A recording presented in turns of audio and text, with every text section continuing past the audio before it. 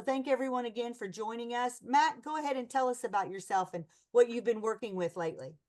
Thanks, Norma. I really appreciate it. As Norma said, I'm Mac Marsh. I'm the one of the founders and the director of the Parking Mobility Program, which is what I'm primarily here to talk about today. So we are headquartered in Austin, Texas. We're a tech development nonprofit organization. So we develop lots of tools to make our community safer and more accessible for everyone. Parking Mobility is our primary program. Mainly because we thought that this was an easy problem to solve, and we like to do things easy first. But we've been doing it now for almost 15 years and haven't solved the problem. We've proven that the problem can be solved. We just haven't gotten there yet, and we'll talk a lot about that today. So as mentioned, I had a spinal cord injury in 2001. Dove in the wrong end of the swimming pool, broke my neck, have lived in a wheelchair as a quadriplegic ever since. A lot of people have a little bit of pity, or they feel sorry for that. The reality is, it was actually the third best thing ever happened to me. The first two best things that ever happened to me were my two sons, Hank and Robert. They're grown now. They were young boys when I had my injury, but they're grown now, have their lives of their own, and are doing really, really well. And I'm very proud of them. But the reason I say it was one of the third best things ever happened to me is it helped me to understand the important things in life, helped me to use my abilities to do some really good things and to work with some amazing people across this country. So one of the very first issues that I experienced after my injury, I spent several months in a rehab hospital and then got out of the hospital, and some friends of mine encouraged me to go to a local meeting of our mayor's advisory council. We had this council set up where, supposedly people with disabilities would have a voice in our local community by advising the mayor on things accessibility. And during this meeting, they spent about 2 hours talking about what they called then handicap parking violations, people that were parked illegally in accessible parking spaces. And, back then I said, this shouldn't be a problem. Everybody knows what those spaces are for. Nobody misuses those spaces. Of course, I was naive. I was very new to my disability and really didn't understand the problem.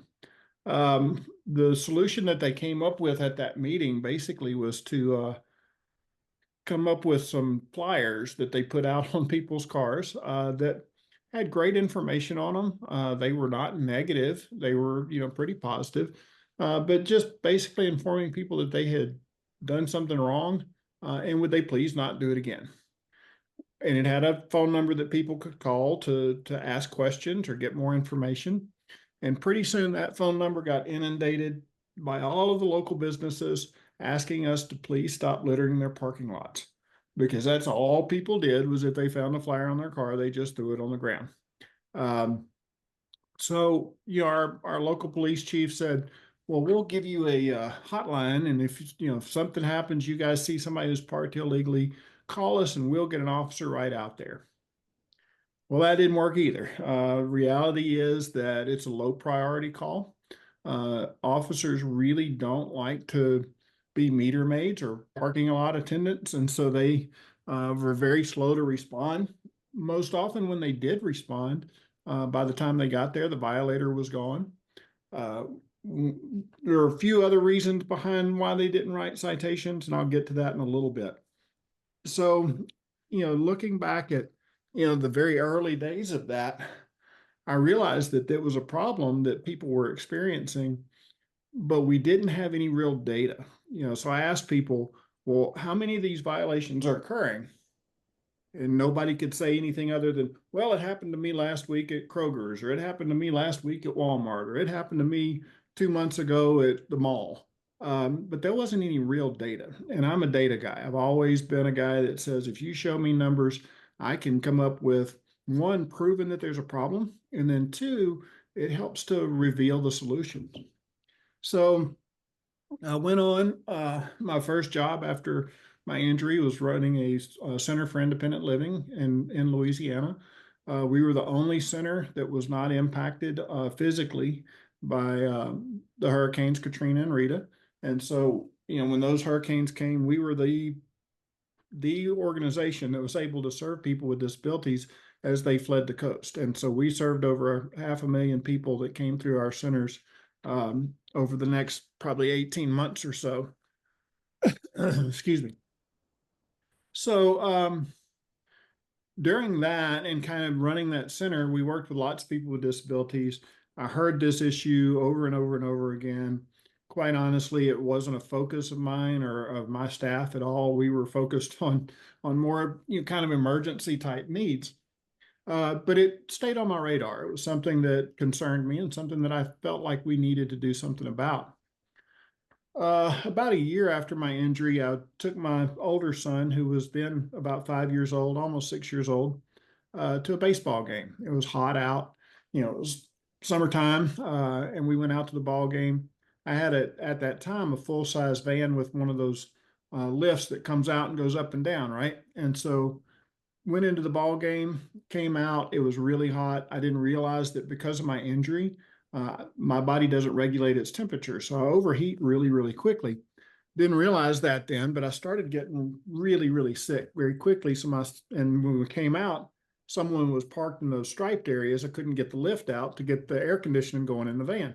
Oh, yeah. So my son said, "Dad, I'll go find somebody to get some help." He ran back up to the ball game. By the time he got back with someone, I had already passed out from heat stroke. And that was the very first time that he got to ride in an ambulance. And it was not a good experience for him or for me, but it wasn't an experience at all for the person who violated, because they probably never even knew it happened. We were long gone by the time they came out from the ball game. So after that, I said, this is something I really want to stay on top of. It's something I really want to pay attention to. So after we were kind of ramping down from the hurricanes, I got asked to run the Medicaid infrastructure grant for the state of Louisiana, and that's creating job opportunities for people with disabilities. And that's something that's very near and dear to my heart. I believe that employment is the pathway to independence. In that, working with lots of employers, we heard the same thing from employers. We'd love to hire more people with disabilities, but here are the things that we have problems with. And one of the things at the top of their list was parking. If people can't consistently and safely park, they can't get to and from their jobs. And so, again, that problem came up, and still no solutions, no real data.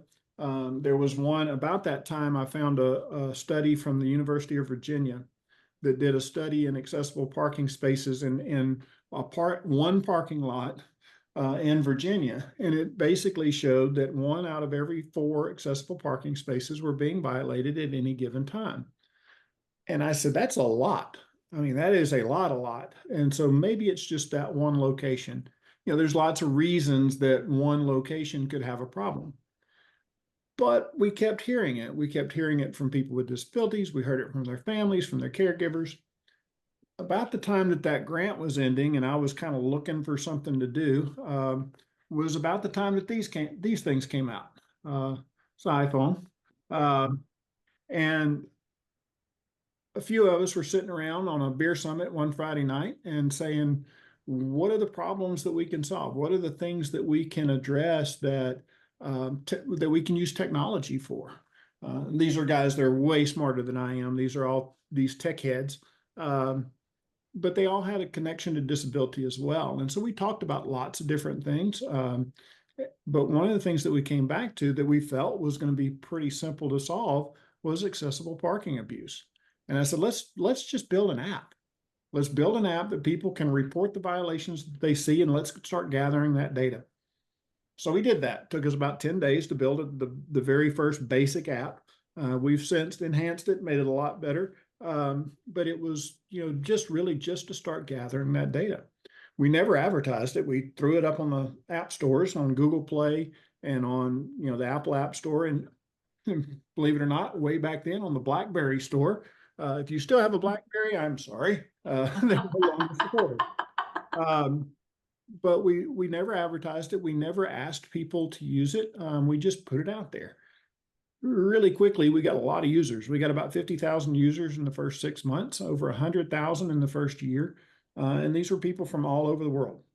people from every continent except Antarctica, that's because the signs keep blowing down. And so, that app really helped us to start understanding there was a real problem, because these were people that weren't just getting the app and not doing anything with it. They were people that were actually reporting violations. And so we see all of those violations that come through on our computers. And so after about a year of us just gathering data, I went to our local officials. I said, we've got all this data. We've got all these things that show there's a real problem in our community, and we'd like to work with you all to find some solutions.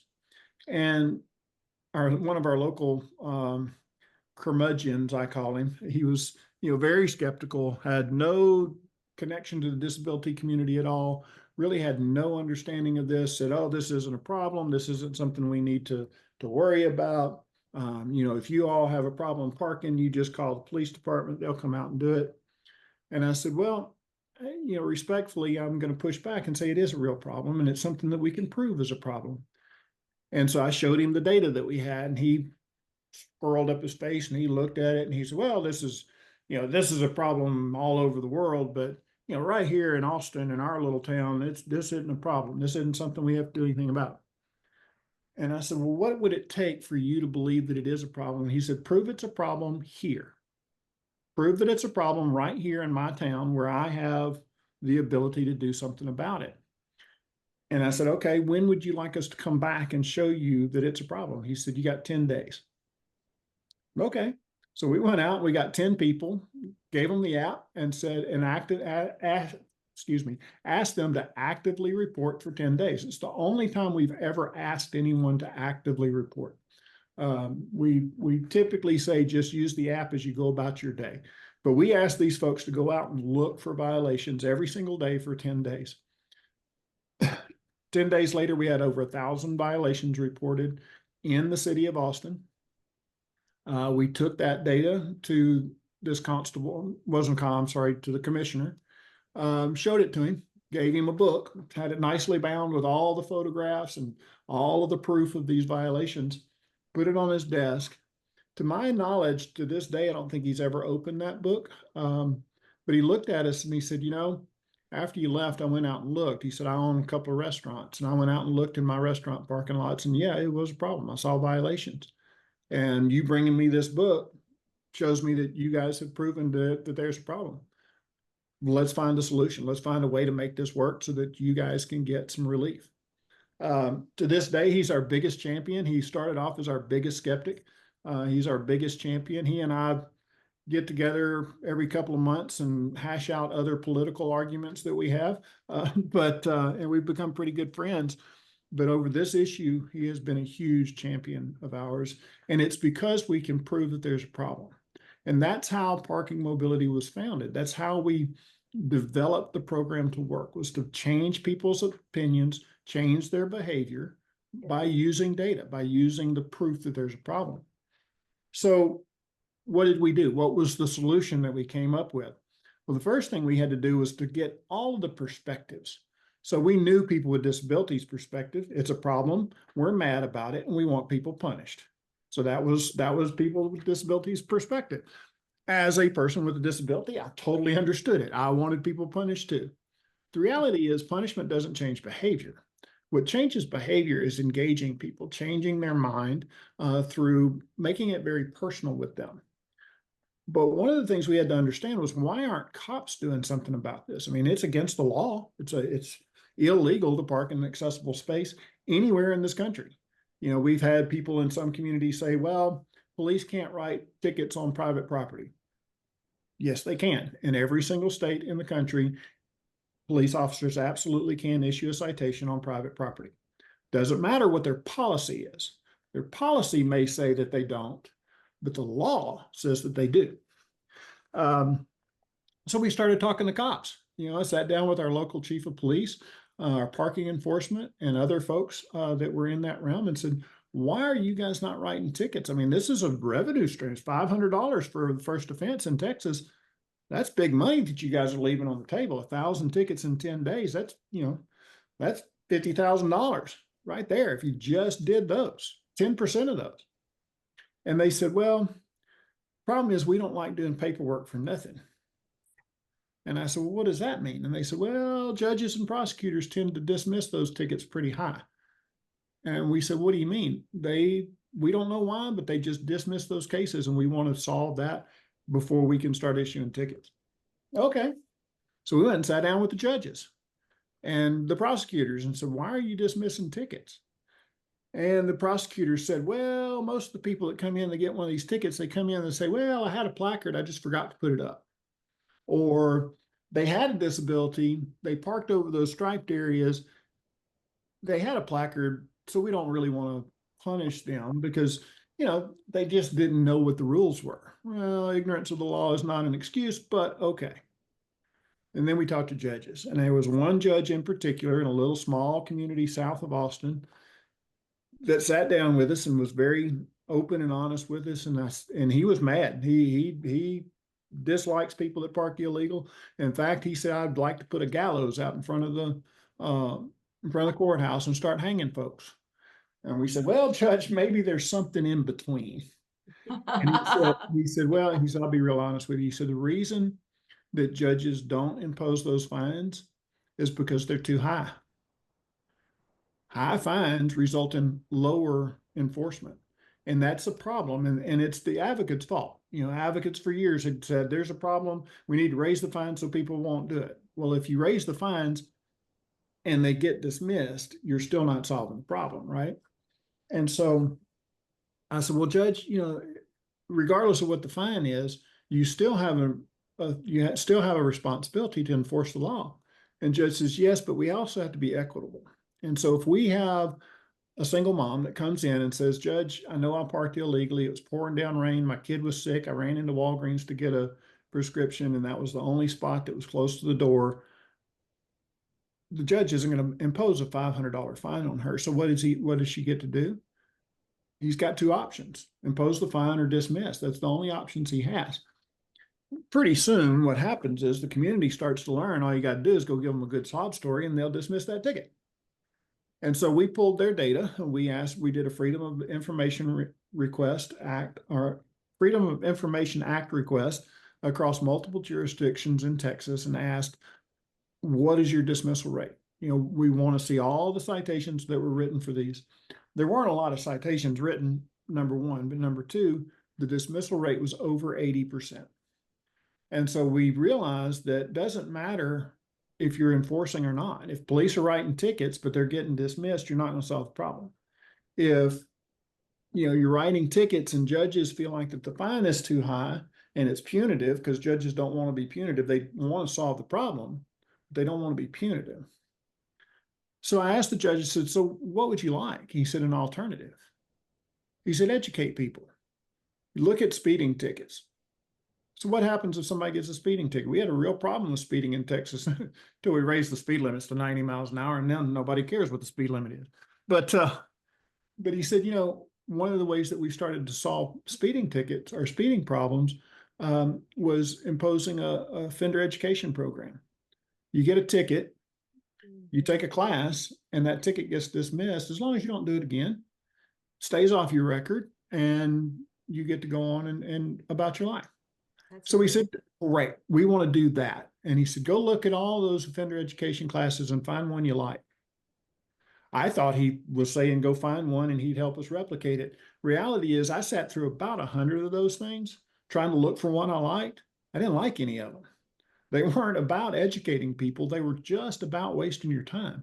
They were about you going through the motion of sitting through a class, whether it was online or in person. They had one at a comedy store. A comedy store. They had a comic. Get up there and talk about speeding. Nobody was learning anything. It was just about gathering money and you putting in your time and then you go on about your business. And it really didn't change behavior. We still saw about a 70% recidivism rate amongst people that took those classes. So we endeavored to do something a little different. We developed our own education program. It was about educating people about why those spaces are important, what those spaces mean to the rest of the community, how people with disabilities contribute to the community, how people, whether they have a disability or not, are impacted by accessible parking abuse, because it's an economic issue. If people can't park, they can't shop. They can't go to the grocery store. They can't go to the movies. They can't go to the restaurants. They can't go to doctor's offices. If you can't park, you're no longer a part of your community. That's why we've said from the beginning, accessible parking is the first point of failure to an accessible community. And so if we're going to truly have an accessible community, first thing we have to solve is that first point of failure, parking. Yeah. So we presented this program to the judge. We worked with University of Austin, or University of Texas in Austin, to develop this program. They were very gracious. They had a group of students, education students, that used it as a capstone project. We developed that online course. We used to do it in person. COVID kind of ended that, and I don't know that we're going to bring it back. We may, if a community asks for it specifically. So then we went back to that very first curmudgeon, to that commissioner, and we said, okay, we think we've got a solution. Here's what we'd like to do. We'd like to take people who are impacted by this problem, let them use the app to report the violations that they see. There was already procedure in law that allows citizen volunteers to write citations for accessible parking abuse. They have to have a certain specific amount of training. They had to have a background check. They had to be approved by their local law enforcement. And so our commissioner connected us with, who was then a constable. Now she's the sheriff in Travis County. And she said, okay, I love this program. I love this idea. Let's do a test bed. Let's try it out for 6 months, see how it works. Really quickly, it worked really, really well. In fact, we trained our first volunteers almost 14 years ago. Many of them are still active in the program. We still don't ask people to go out and look for violations, just to report the violations you see on a regular basis. If you go to the grocery store, look around the parking lot. You'll see a violation or two. If you're going to go to the doctor's office, wherever you are, just use the app. Once they've completed their training, they've been approved by their law enforcement, they've had that background check, then their account gets elevated. And I'll show you in a minute what that looks like. But anybody can use the app. And so I want to make that very, very clear. It's really important that anybody and everybody use the app. If you care about accessible parking, use the app. It does several things. One, it gathers data. Two, it helps your community to grow the information that you need for your community to get on board with that full enforcement and education program. The third thing that it does is it creates an inventory of accessible parking spaces. So I use that function a lot. So if I'm going somewhere, I travel a lot. So if I'm going to a city and I need accessible parking, I type in the address that I'm going to. It'll show me all of the accessible parking spaces that are in that area. They're not live. It's not going to tell me whether or not they're occupied, but it will tell me where they are, because sometimes cities like to hide them. And so this helps me find them. So we started doing that really, about 13 years ago was when we first deployed the full education program. We've now had over 25,000 people who have gone through our offender education program. Of those 25,000 people, we've had 7 repeat offenders. That's a 0% recidivism rate in my book. It's certainly well less than 1%, and 1/10 of 1%. We change behavior by engaging people, by educating them, not by punishing them. They still have to pay a fee. They pay a reduced, they pay about half of what they would have for a ticket. They pay that to the court. They take our class, and then the ticket goes away. But now they're in the system. We can track them. So if they repeat offend, we know if they've repeat offended. In the population of people that don't opt for that class, so there are some people that will just pay the full fine. And it's $561.73. And they pay that full fine and they repeat offend. It's about 68% recidivism in that population. There's still a lot of dismissals. So we brought the dismissal rate down from about 80% down to about 40%. We'd like to get it a lot lower, but we're getting there. We still have to educate prosecutors. Prosecutors take about a year to get in the rhythm of getting people into the class.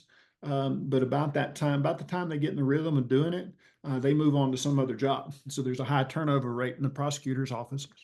But we're getting there. We're bringing it down. But one of the things we're most proud about that offender education class is that we use it as a recruiting tool. We've had a lot of people that have gotten a citation, taken that class, and then called us and said, you know, I didn't realize this was that big of a problem. I want to be a volunteer in your program. How do I do that? And so all we do is tell them use the app.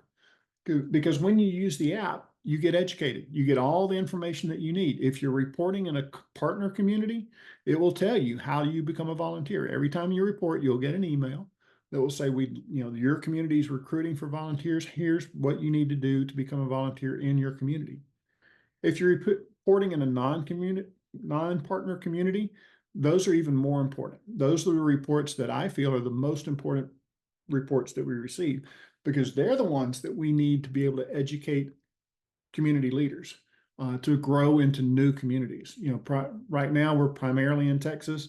We've had some engagements in other parts of the country, but we're primarily in Texas because that's where we've gotten people to consistently and actively use the app.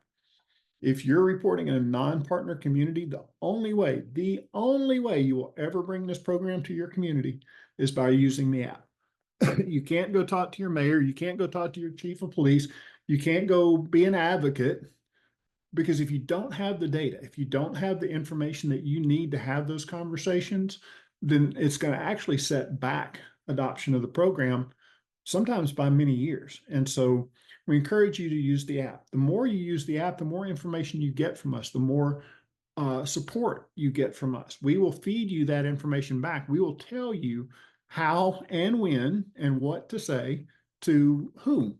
And so when we hit certain thresholds, the app tells me what to do, or it tells our staff what to do. It tells them, all right, you've got a hotspot city. You've met this threshold. It's time to do a community town hall meeting online to start educating people, start having conversations with the right folks. And then as that grows even more, then it's time to go to that city. It's time for our staff to show up, do an in-person town hall, sit down with elected officials, sit down with the right folks, and say, here's the data. Here's what you need to know, that there's a real problem. And so, and here's the solution. A lot of times city leaders don't like to hear that there's a problem unless you've got a real viable solution to it. And so what we do is we bring them that solution at the right time. We know what their fears are. We know what their concerns are. And so it's important that we coach you, because you're the ones that's going to have these conversations with them in your community. It's important that we coach you through those concerns, those questions, those fears that they have about this program, so that you understand that's where they're coming from and that you can alleviate those. So yeah, that's kind of where we are. We're now over 300,000 users worldwide. We have reports that come in on a daily basis from all over the world, every single country, every continent, again, except Antarctica. We have a sister organization down in Australia who does a lot with us, where they're trying to change some laws in Parliament. So in other countries, the laws are a little bit different. So like in Australia, even police can't issue citations on private property. And so we're working with Parliament to change that. But the way that we do that is through that data that we collect. We use the data that we collect to make sure that laws that are changing in our country are changing in the right way. We've had lots of states. Every year, we get one or two states that want to raise the fine in their state to $1,000 or more for accessible parking abuse. Every time we find one of those, we go in and fight against it. We go in and try to educate those legislators on the fact that that's a mistake, that the higher you raise that fine, the bigger the problem is going to become, because people are just going to have dismissals because judges don't want to impose those high fines. We had an issue here in Texas a couple of years ago where the legislature passed a law that changed how accessible parking spaces are marked. And we were all for the changes in the markings. It's just the way that they wrote the law was a bad way to write the law. And what it did was it didn't make accessible parking spaces more visible. It made them, the ones that we had, the 1 million plus accessible parking spaces in Texas, unenforceable, because there was no mechanism to hold the old parking spaces as enforceable because they didn't meet the standards of the law. And so after they passed that law, it was a last minute law. We didn't even see it till it got passed. It was one of those, let's throw it in with the trash, and everybody voted it through, and we didn't even know it was there. But then we found out about it. We went back to the next legislative session. We worked with lawmakers to undo the bad parts of that law and keep the good parts. And so those are the things that we do with that data. When you're reporting, you're supporting all of that. The very simple act of reporting a violation is really powerful. You're educating a lot of people. You're educating lawmakers, you're educating judges, you're educating prosecutors, law enforcement. You're not just working to educate the violator, because it's not just the violator that's the problem. And so you're doing a lot to solve the problem. So with that, I've run my mouth a whole lot. We're about halfway done, and I will turn it over and let's open it up for some questions or comments or anything else. And somebody will keep an eye on chat and just kind of let me know if somebody's typed something in I need to address. Well, there was already a question, and what is the name of the app? And that's Parking Mobility, right? So in the Yep. App Store, is that on the company that made that? Is that called Cole Harbor Group? Cole Harbor Group is the group of folks that, that was the bunch of us that were sitting around 15 years ago having a beer summit. And I don't know why we ended up with Cole Harbor. I That's love just that. what we ended up with. I love that. And that's who we registered with the App Store. Well, if you're like me, you're finding that right little picture of that little icon. I always want to make sure that I'm looking for the right one. So if you guys want to look over in the chat box, I have added that from the Apple Store, but I'm sure there's also one for Android. So you guys can look and see what that looks like. So I don't questions? know why. Usually when I turn my video off, the icon pops up. It didn't do that this time, but yeah, it's real simple. It looks like a compass. It's got 4 arrows in the 4 directions, and it's got the what we call the handyman in the middle. And you guys can go back to the website where you found this link to register. And in the middle of that little block of marketing, you can see the way that actually looks. Yep. So Ms. It's Sue, really easy to, our website has the link all over it. Just go to parkingmobility.com. there you go. That's perfect. Miss Sue Duffy, you got a question or a comment? Yeah. Please go ahead. Yeah, no, I actually, I just downloaded the app on my phone. I was going through the process, but one thought I had back, and I don't know if you've dealt with this, but I live in a somewhat private gated community. And I don't know if you've had to deal with this, but we have a lot of, people who their husband's a doctor, or they had a, knee surgery a year ago, and they're using their handicap parking stickers to play on when they're going to play on the tennis courts. And it's like, I have a friend that she can barely walk, and I have that difficulty, but I usually my golf cart, but she's like having to park up the other side. And we finally told her, not for nothing here, you have no problem walking. You're going to play tennis and you're using a handicap parking spot, and she can't use it. But is there anything like that you guys have dealt with? Absolutely. We know that placard abuse is a problem. We know that, we've had students at a university tell us, when they've gotten their placards confiscated because it didn't belong to them, say, well, my grandmother gave it to me as part of my going to college present to help parking be easier. The reality is we know placard abuse is a problem. It's not a problem that individual citizens can solve. This is something that it really takes a uniformed law enforcement officer to be able to determine whether or not that placard belongs to the individual. We all have to do our part, right? So we can do the things that we can do as private citizens, and that's to report a vehicle that's parked illegally. If that vehicle has a valid placard, then it's parked legally, and you can only assume that the person who displayed that placard has the right to use it.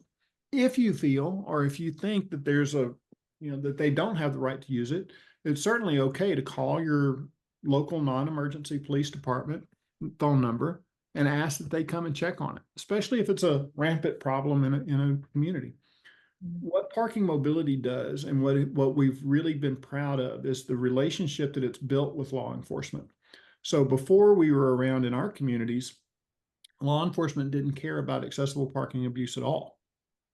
Once we came around, and because we get an opportunity to sit in front of those patrol officers and explain the program, because they need to know that we've got these volunteers out there, right?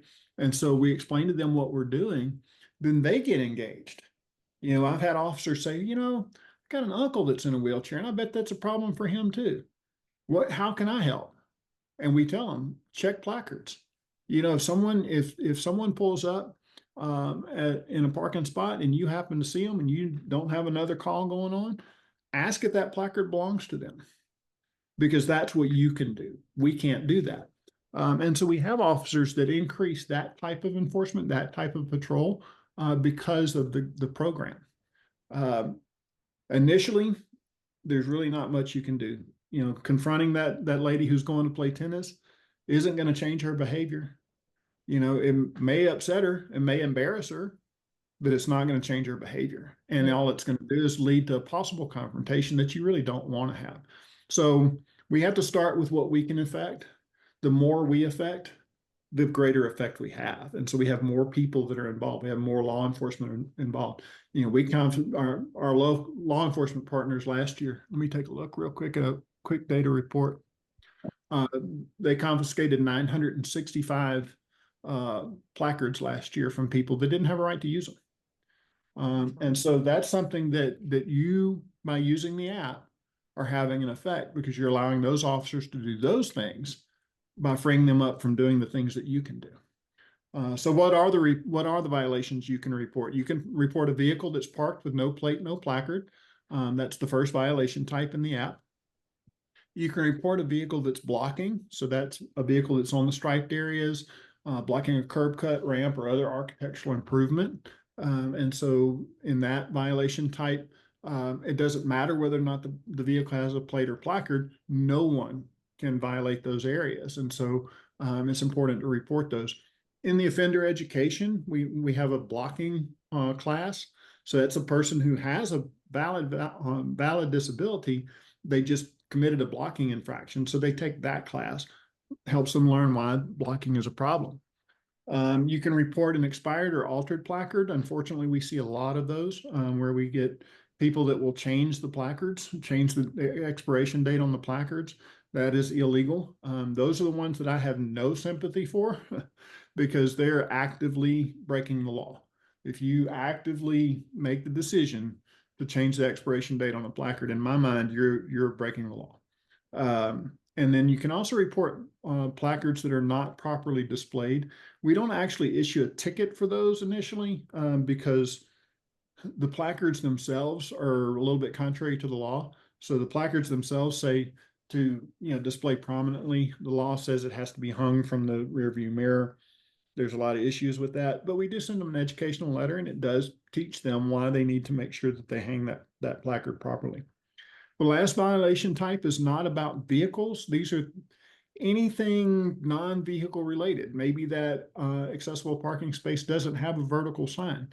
So to be enforceable, a space has to be marked by a vertical sign bearing the international symbol of disability. We see a lot of spaces that don't have that sign, or if it's not properly located, or it's not some other way properly marked, or it's got a dumpster in it, or it's being used for a display of Halloween pumpkins. I mean, we see it all different things that those spaces are being used for. Those are the things that can go into that space. And what we do is we educate the property owner or property manager about why those spaces are important, how to make sure that they protect them appropriately, and why it's important to their business to do so. We actually had some businesses, we had a big problem with businesses that didn't have vertical signs early on. And we actually had a donor that gave us 10,000 accessible parking signs.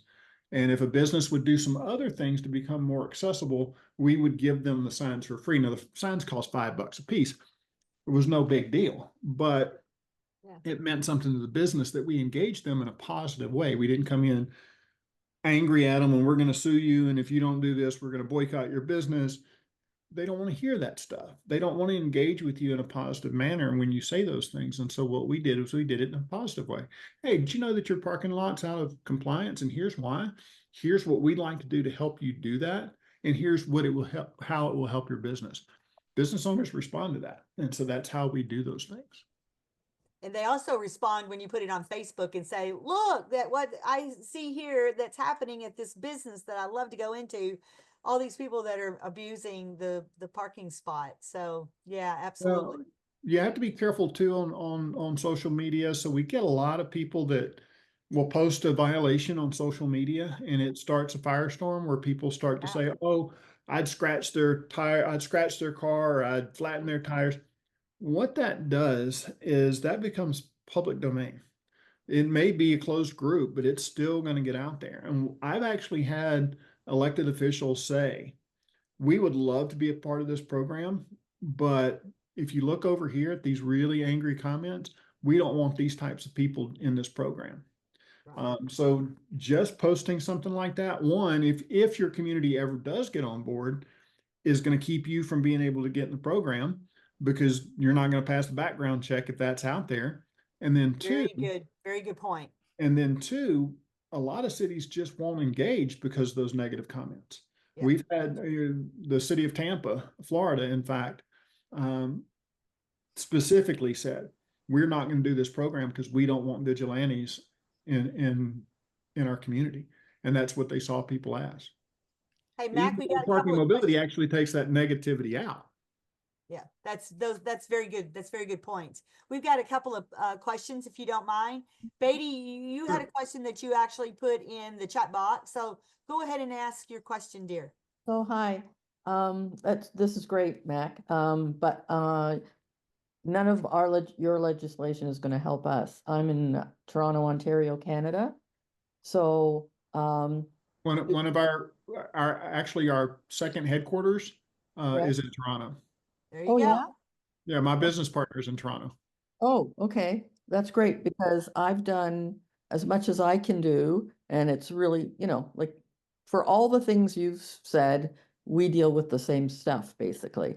Right. So I've always done it in a positive manner, as well as trying to educate people, like you said, because there's lots of times there's people who park, they do have a disability sticker, but it is quite evident that whoever that disability sticker belongs to isn't with them unless they have something like rheumatoid arthritis.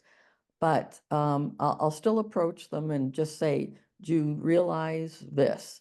And usually it'll be, yeah, because I've got a sticker. Well, the sticker doesn't belong to you, does it? No, belongs to my mom. And I said, okay, you might not know the rules, and this is what you can and cannot do. And lots of times, if they're relatively, maybe even new to the country, they thank me and say, okay, we won't do it. But like you said, it's the positive stuff. I find The bad case. reality is it doesn't change their behavior. We studied that early on. We did a study in parking lots where we would go up to people who parked illegally and in a very positive, non-aggressive manner, educate them on what the rules are, and they would say, "Yeah, I'm sorry. We won't do it again." The reality is they do it again because we tracked those cars, we tracked those vehicles, and we saw them parked illegally again. That what you can do, and Toronto, Canada has its own set of issues. Again, enforcement is a big problem in Canada. Even law enforcement can't write citations on private property in Canada. Right. We tried engaging Parliament a few years ago. We had some success, but it kind of fell apart. Not sure where we are at that point. That's not really my focus, but I can certainly talk with my business partner. What I do know is that we are actively gathering data, and we really, really need people in Canada that are using the app to help us with that data. The more data we have, the greater chance we have of changing the systems, educating leaders so that we can change the laws, so that we can make enforcement work. Okay. Well, of course, I can spread the news among a couple of my groups about your app, but is there a sense contacting your partner in Toronto to speak to him? You can always contact me and I'll be happy to put you in contact with him. Okay, that's great. Have you got an email, or is it the parkingmobility.com? Mac at parkingmobility.com, or in the app, just click on contact us and it'll take Okay, you great. right. It'll All get right. to our staff if it doesn't get to me. If you're reporting in Canada, if you have reports in your account in Canada and you use the contact, it will actually go straight to him. Okay, great. Thank you There very you much. go. So find somebody that you can click on and see where it goes. Right. Perfect. Yeah, absolutely. And Cynthia, you have a comment or a question? Please go ahead. It sounds like what you're doing is absolutely wonderful. I'm interested, if you will excuse my selfishness, in getting immediate relief for myself, because this is a problem that I've encountered frequently. Are you all working out in the United States outside of Texas? Or are you, if we just go to I've not been to the parking mobility app as such. Excuse me, let me turn this off. But I am a participant in a couple of other mobility apps, and I feel like if I'm just reporting things to people who are sharing this problem, it's not getting out where it needs to go. It's only, so I'm asking what I can absolutely assure you that if you report using parking mobility, it will get where it needs to go. are you all We- advocating in states other than Texas in the US? Absolutely, absolutely. We're working in every single state. We've had contacts with every single legislature. We've had at least some conversations with every major city in the country. Certainly the top 35 or 40 of the largest cities in the country. We have some communities where we just don't have data, and so it doesn't do us any good to even have that conversation. I can't go to anybody. You can't go to anybody and prove that there's a problem if you don't have any data showing that there's a problem. I'm going to show you. Let's see if I can screen share here without causing myself too much trouble. Here it is. Share. Let's try that one, see if that works. It's not going to let me do that. I got to do system settings and all that stuff. So I'm not going to do that. But what I wanted to share with you is a map of the United States that shows me everywhere. My realm is the United States, primarily focus on our volunteer programs in Texas, but I work everywhere in the United States. In fact, I'm in Arizona right now. I'll be in Colorado next week. I'll be in Florida in January. So I travel extensively all over the country, specifically looking for where the problems are. And the map shows me where to go next. So it shows me where people are actively using the app. I can see over the last 30, 60, 90, 100, 365 days, as far back as I want to look. Where are the reports coming in? What cities are reporting? Where are people actively reporting? So the more actively you report, the more we're likely to come to your community and work in your community. There you go. There Okay. you go. It's empowering people. That's what he's doing. He's empowering you. Absolutely. Now, This is you've not a got- problem. This is not a problem I can solve. This is a Yeah, problem we can solve. And we provided you with a very free tool. I have a lot of people say, well, I'll use the app when my city's on board. yeah, Well, that's not how it works. That's not how it works at all. If you want to build a house and you got a hammer, you got to pick up the hammer, right? Right. Parking mobility is the hammer. It's the tool. Do- You've got to do the work. You've got to do the reporting. Now, we make it really easy. It's free. We don't do any spam. We don't advertise in the app. We don't charge you for anything. We've never once we've never sold data, none of that stuff. We provide you with a free tool to use as you go about your day. It takes less than 43 seconds to report a violation, so it doesn't take any time. It's not dangerous to use. We do tell people if the vehicle's occupied or you think that there might be a confrontation, don't report. People don't violate just once. If they did, it wouldn't be a problem. They violate out of habit. So you'll see that vehicle again and you'll be able to report it when somebody's not around. Don't get into a confrontation, or if you don't feel safe, don't report. But report the violations that you see when you feel safe doing so. Every single report is important. I know that you want an immediate solution to a problem. There are no immediate solutions to problems. Solutions take time. Solutions take a little bit of effort. We make that effort pretty easy for you, but you got to take the effort to do it. When you do that app, does it allow you to take a photo of the scene of the? So of the parking space? when you report, it has a little tutorial when you first download it, shows you exactly how to report. You take 3 photographs of the vehicle, one of the front windshield showing that there's no plate, no placard, one of the rear license plate showing that it is, an actual license plate. Plus, we need that number to be able to run the violator's information.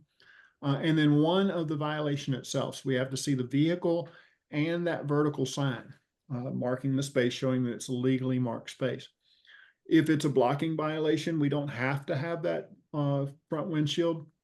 We ask for it anyway, because that helps us understand who's violating. But we still have to have that vertical sign that's marking the adjacent space. For expired or altered placards, we need that photograph showing that expiration or alteration of the placard. Cynthia, do you have another comeback question or comment? Go ahead here. I do. I have 2 questions for Mac. Number one, does your organization provide any public awareness / educational material when you're not reporting an offense, but just to educate the public? And number 2, is that effective? No. And I don't mean to be that short, but that's the truth.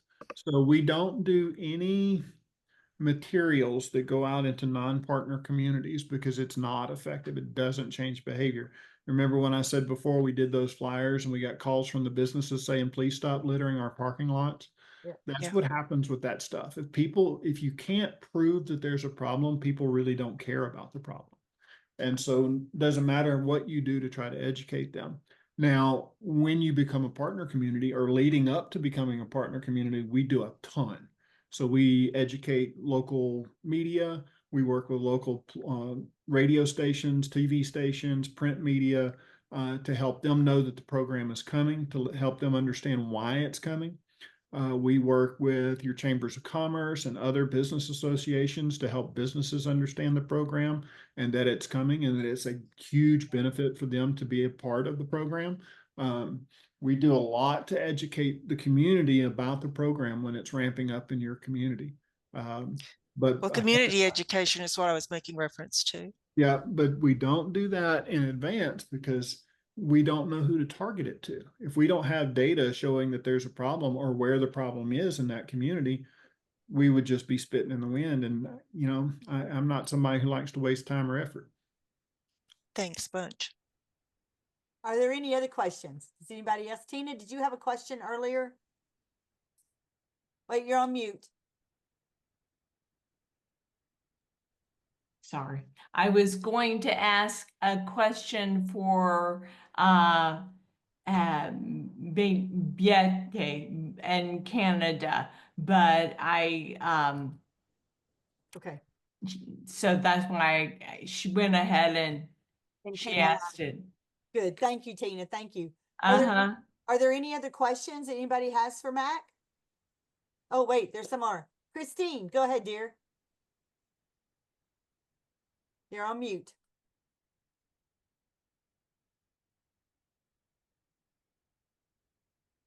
Okay, sorry about that. Mac, you said something about Tampa, Florida, that it didn't work in Tampa. I live outside Tampa. So we were actually working with Hillsborough County. This was before COVID. We had some really good traction and we were probably months away from deploying the program there. And there was a group of people that got really ugly on social media, saying things like, well, we'll just scratch their cars or we'll flatten their tires or we'll do these really negative, nasty things to people who are violating. And so the local officials said, we really don't want that type of behavior in our community. And so they backed away. All those threats are empty. They don't actually do those things. They just threaten to do them because it makes them feel good on Facebook. But the reality is it made the city or the county back off from the program. And so it's going to take us quite a bit more time to get Hillsborough County back on board with the program. We would love to come back to Hillsborough County. I enjoyed the time that I got to spend in the Tampa area, but we really need people actively using the app there to help us get that data again. Because that was, the data we have there now is several years old. Because we left, people stopped reporting, which is a mistake. It's never a mistake to report. It is always a mistake to not report. And so, I ask people, use the app when you see a violation because it really does help. It may seem like it doesn't go anywhere, but just 1 or 2 reports a week in the conglomerate really does change behavior. It helps us to educate the people that need to be educated. Well, and Yeah. what we may be also able to do, Mac, is we may be able to put together another e-blast that actually lets people understand that that is empowering, that if they would, put this information, use their phones effectively and positively, then what a difference that it can actually make. I mean, when it really comes down to it, we don't want there to be any harm to anyone, obviously. But at the same time, it's really hard on us to get where we need to get going. And you got somebody that what they've done, with their vehicles, they're not parked correctly. So that's an opportunity for us to empower, ourselves to feel like we've been vindicated. I'm going to turn you in at least, if nothing else. So there may be a lot of us that probably need to download this app and be able to start using that in a very positive way. Do you guys all kind of feel that way? What we may need to do is put a spot on. Dina, can you help us put together an e-blast to send out to our population? And then Hank, you might put on our website, kind of that link too, like a little emblem there. And we can start putting the word out about that as well, because that's definitely, that puts us as an advocate. We're advocating for ourselves. And Right. this is a great opportunity at no cost. There's no charge for this app to be used and for it to be available. And who knows, Christine, you may have some other friends that you can share that with, and then get Mac to come back and then implement some kind of program there in the Tampa area. That would be wonderful. Anytime. So we started with 5 people. And so we have said, anytime there are 5 people or more in any community that want to learn how to advocate for this program in their community, give us a shout. We'll get online. We'll do one of these town halls where we can talk you through how to advocate properly, how to gather that data really quickly, and how to make a difference in your community. That would be fantastic. Well, I want to thank everybody for having me today. Tina, thank you so much for staying after me to get on my schedule. I know I've been kind of a bear to catch, but I stay really busy. But I absolutely promise you, if you use the app, if you have any problems, any questions, anything comes up, give us a shout and we absolutely will respond very, very quickly. Thank you all so much, and I look forward to seeing your reports roll in. Okay. Thank